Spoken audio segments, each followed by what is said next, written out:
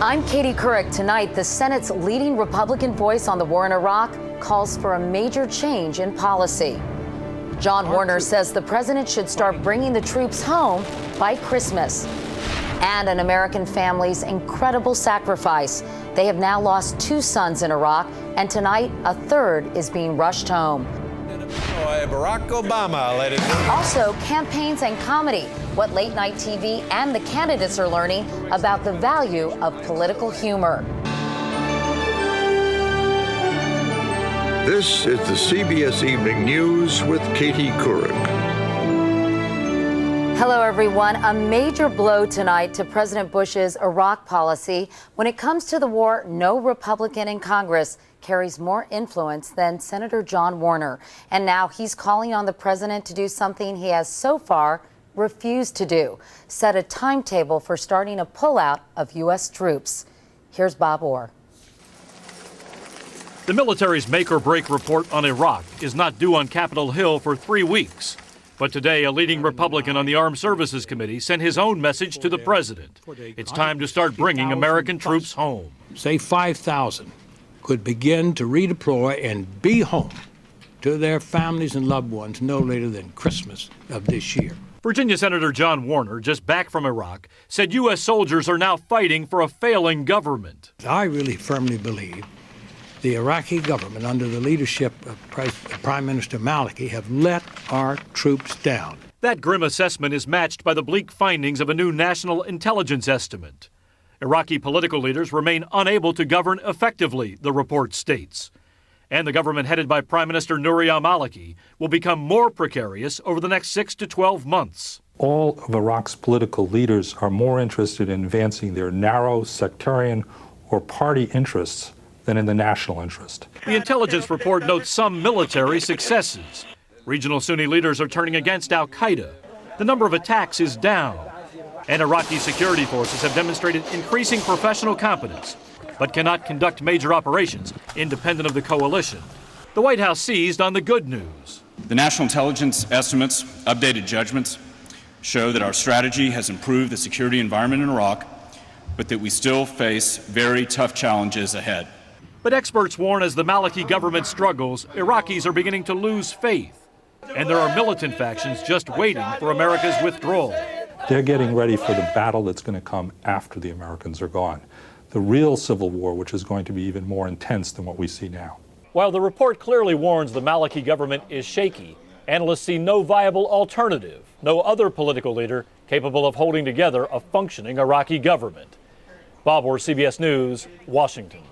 Bob Schieffer is our chief Washington correspondent and anchor of Face the Nation. Bob, why is John Warner's new public position so significant in your view? I think in this case, Katie, it's the messenger, not the message. That is the important thing. John Warner is the single most influential Republican voice on Capitol Hill. He's a former Secretary of the Navy. If Republicans were in control of the Congress, he would be the chairman of the Armed Services Committee. When he talks, other Republicans listen when he's talking about defense matters. So I think this will give other Republicans, and there are a lot of Republicans, Katie, who have supported the president up to now on this, who have had real reservations about it. When they hear John Warner say what he has just said, that gives them cover, and I think you'll see others follow here. It is significant. He did not say, let's set a withdrawal when all of them have to be out, a date certain when they have to be gone. That's the Republican plan. But he said it is time to start bringing them home. This is going to have a major impact, Katie. All right, Bob Schieffer in Washington. Bob, thank you very much.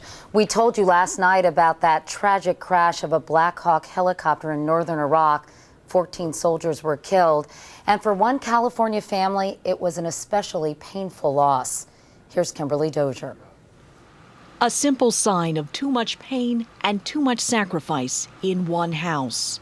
The Hubbards have just lost a second son to the war in Iraq. It's just so unbelievable that this has happened again to the same family.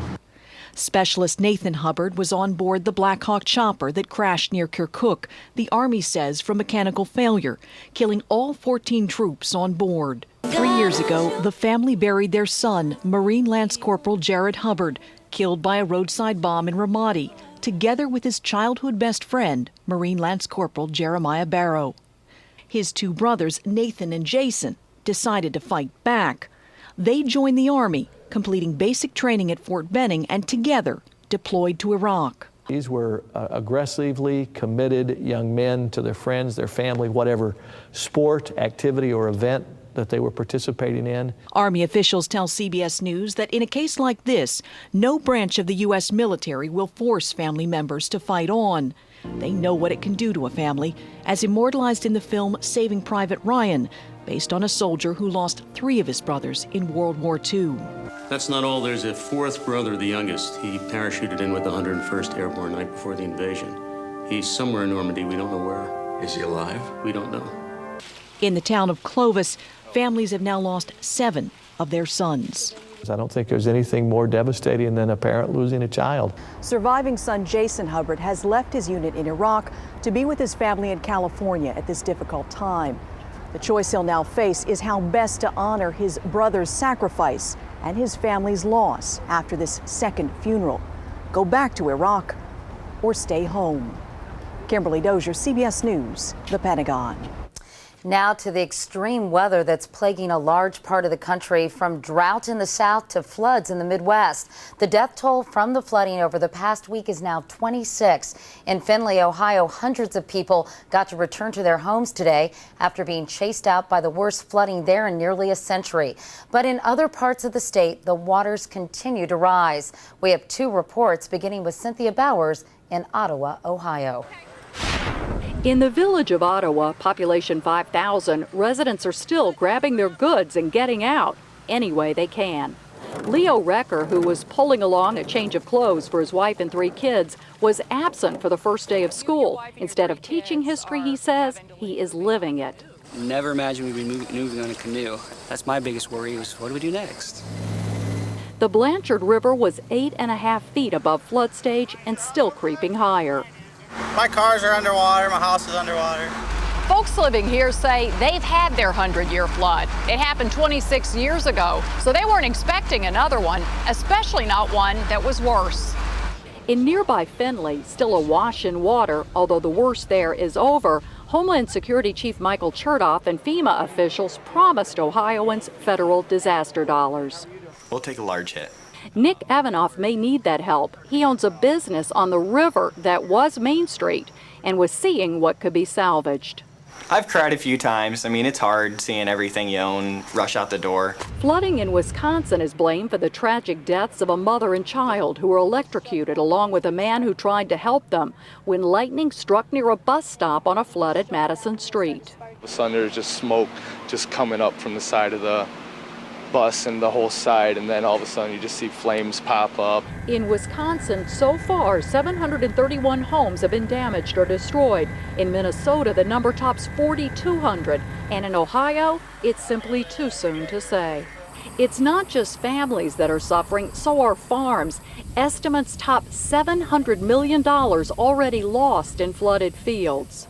In places like this, where it seems nothing was considered sacred and nature showed little mercy, these last few days have truly been a test of faith.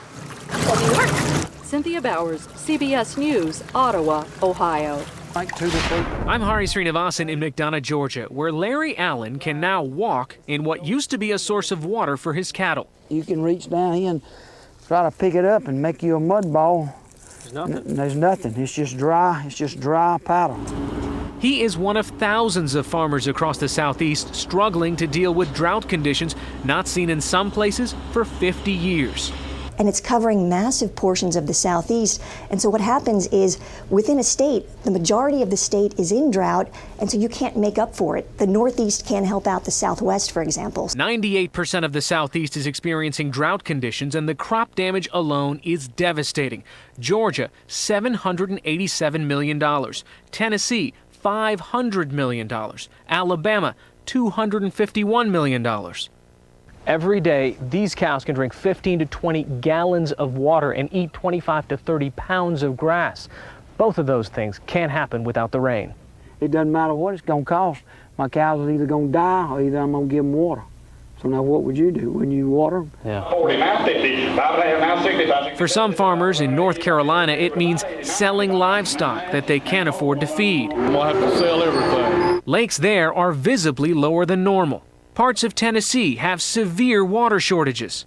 And I have to go to the river, put the barrels in the back of the pickup truck there, and go down to the river and dip the water out to have enough to flush the toilet. In this heat, farmers are left with little more than a prayer. We at God's mercy.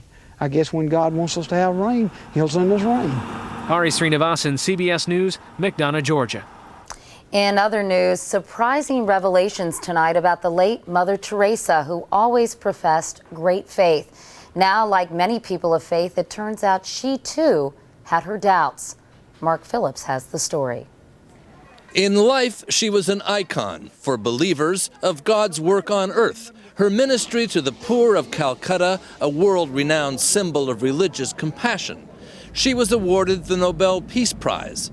She had a calling, she told CBS News in a rare interview, based on unquestioned faith. They are children of God, loved and created by the same loving heart of God. Huh? But now it emerges that Mother Teresa was so doubtful of her own faith, she feared she was being a hypocrite.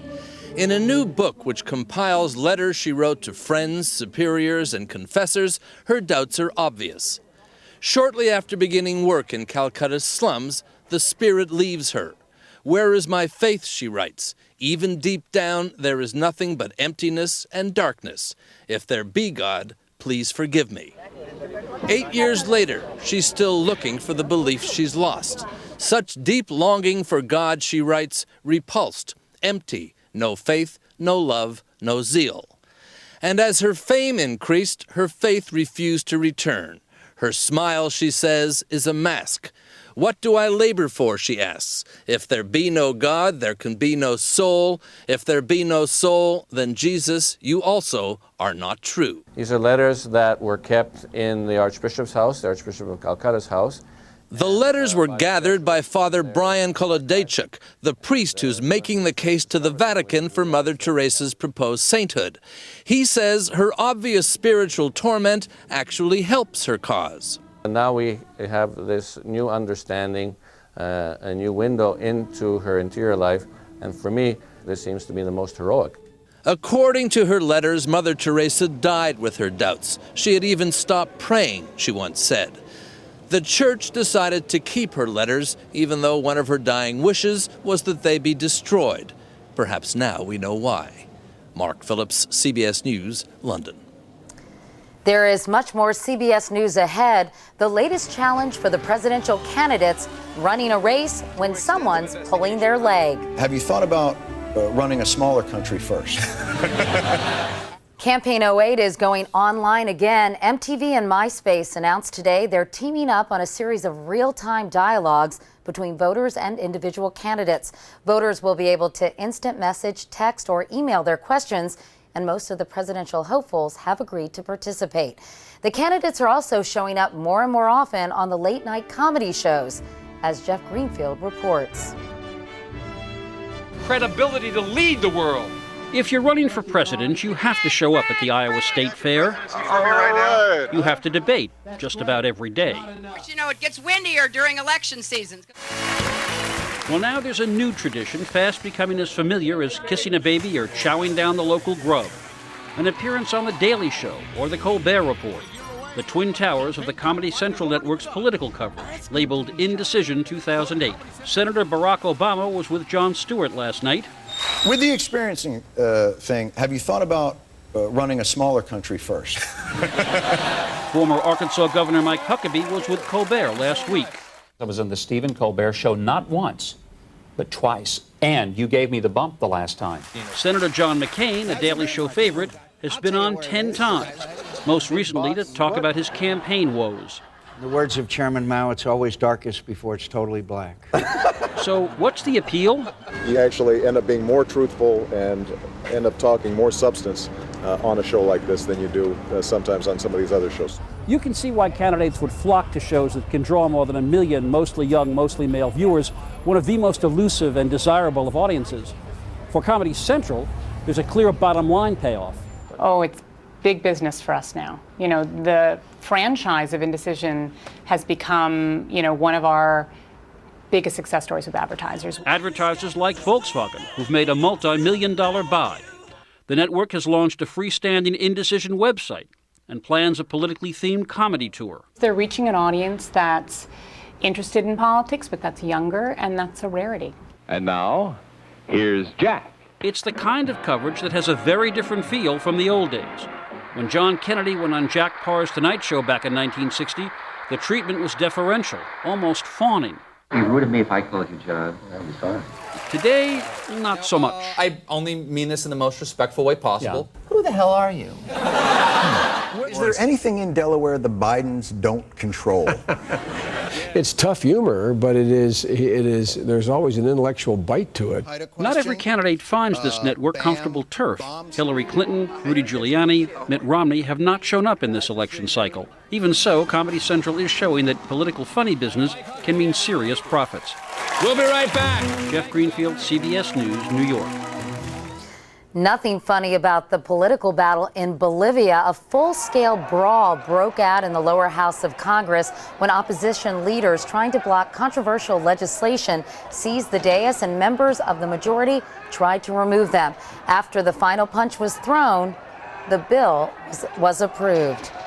Coming up next, there is something new under the sun, what the government's doing to keep you and your family from getting burned. The FDA today proposed the first new standards for sunscreens in 30 years. Long overdue, according to skin experts who say many sunscreens make misleading claims about their effectiveness. Nancy Cordes has more. And it should, I have a 45, it's 45 plus. High SPF, high protection, right? Not exactly. That SPF number indicates protection from burning UVB rays, but says nothing about blocking UVA rays, which can cause wrinkles, sunspots, and cancer. The rules proposed today would change that. It's going to give people, we believe, easy to understand information about how much protection to expect for both kinds of UV light. The FDA is proposing a 4-star system. 1 star, low UVA protection. 4 stars, the most protection, to go right on the label next to the SPF. Sunscreens providing little or no UVA protection would be required to state that too. Currently, there are no standards. A recent test of 800 sunscreens revealed many manufacturers who are claiming broad spectrum UVA protection aren't actually providing strong protection for consumers. The new rules would also require sunscreens claiming to be waterproof or water resistant to state exactly how many minutes they last in the water. When I go outside, usually I reapply it like 2 or 3 times. But the rules won't go into effect for at least a couple of years. So in the meantime, research your sunblock to make sure your family's getting the protection promised on the bottle. Nancy Cordes, CBS News, Washington. And to check the effectiveness of your sunscreen, you can go to our partner in health coverage, WebMD.com, and search skin cancer. Here in New York City, there was another accident today at a building being demolished at Ground Zero. 2 firefighters and several construction workers were injured when equipment fell off a scaffold onto a shed below. Last weekend, 2 firefighters were killed fighting a fire in the very same building, which was damaged beyond repair on 9/11.